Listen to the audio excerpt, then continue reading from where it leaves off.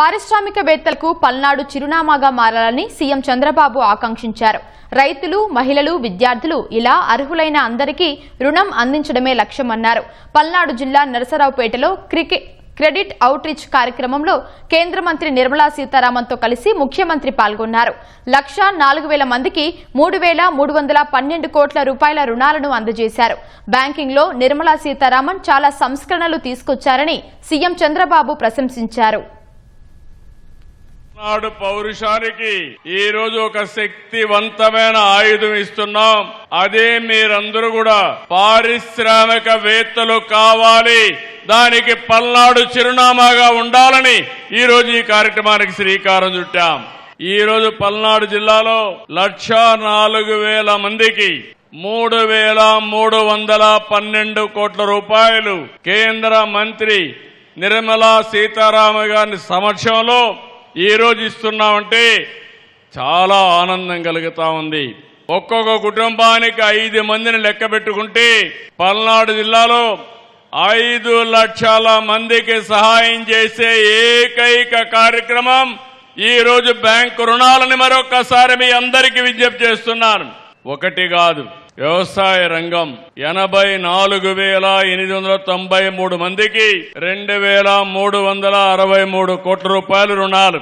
MSME రంగం 4,449 యూనిట్లకి 335 కోట్లు. గృహ, విద్య, వాహన, సౌర విద్యుత్ వంటి వాటికి 15,228 ఖాతాలకి 624 కోట్ల రూపాయలు.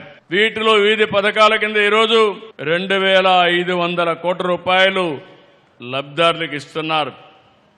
15,000 మంది డాక్రా మహిళలకి, 13,355 మంది పారిశ్రామికవేత్తలకి రుణాలు అందించాం.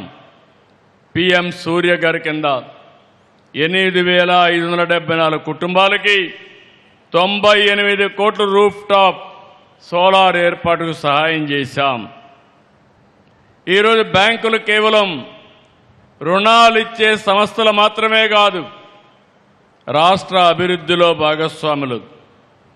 ఈరోజు మీరు ఇచ్చిన రుణం ఒక రైతు భవిష్యత్తు మార్చడానికి, ఒక యువకుడి ఆశయానికి, ఒక మహిళ సాధికారతకు, ఒక పారిశ్రామికవేత్త కళలకు పెట్టుబడిగా నిలుస్తుంది. కేంద్ర మంత్రి నిర్మలా సీతారామన్ గారిని మనస్ఫూర్తిగా అభినందిస్తున్నాను. బ్యాంకింగ్లో చాలా రిఫార్మ్స్ తీసుకొచ్చారు. ఎన్పిఎల పైన కఠినంగా వ్యవహరించారు. చిన్న చిన్న ప్రభుత్వ ఖాతాలను విలీనం చేసి చిన్న చిన్న బ్యాంకులుంటే నష్టాల్లో ఉంటే అవన్నీ విలీనం చేసి సమర్థవంతమైన బ్యాంకు వ్యవస్థకు దోహదం చేశారు. డిజిటల్ బ్యాంకింగ్ విప్లవం తీసుకొచ్చారు. యూపీఐని విస్తరించారు. జన్ధన్ యోజన ద్వారా కోట్లాది మందికి బ్యాంకు ఖాతాలు ఇచ్చారు. డీబీటీతో లీకేజ్ తగ్గించారు. మీరందరూ చూశారు, జీఎస్టీ స్లాబులు ఎక్కువ ఉండేటివి, కన్ఫ్యూజన్ ఉండేది, చాలామంది నష్టపోయారు. వారు చేసిన సింప్లిఫికేషనే కాకుండా రైతులకు, పేదవాళ్లకు న్యాయం జరిగేట్టుగా జీఎస్టీ స్లాబులు మార్చారు. దీనివల్ల ఆదాయం పెరిగింది, ప్రజలకు మేలు జరిగింది. ఇలాంటి రెవల్యూషనరీ రిఫార్మ్స్ తీసుకొచ్చిన వ్యక్తి మన మంత్రి నిర్మలా సీతారామన్ గారని చెప్పి నేను మీకు తెలియజేస్తున్నా.